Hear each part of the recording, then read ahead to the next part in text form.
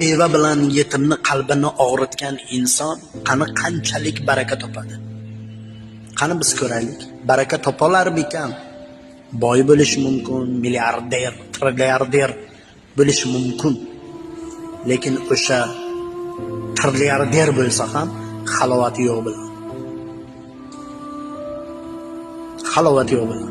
Baraka topolmaydi, o'sha trilliarderligidan baraka topolmaydi. Chunki o'sha bevani yoki yetimni qalbini og'ritib qo'yganda, shuning uchun ham baraka topolmaydi. Yetimlikda ikki turi borda. Ota-onasidan ayro yetimlar bor, ota-onasi vafot etgan yetimlar borda. Ota-onasi vafot etgandan-da ko'proq ota-onasidan ayrolarni qalbini og'ritgan hech qachon baraka topmaydi.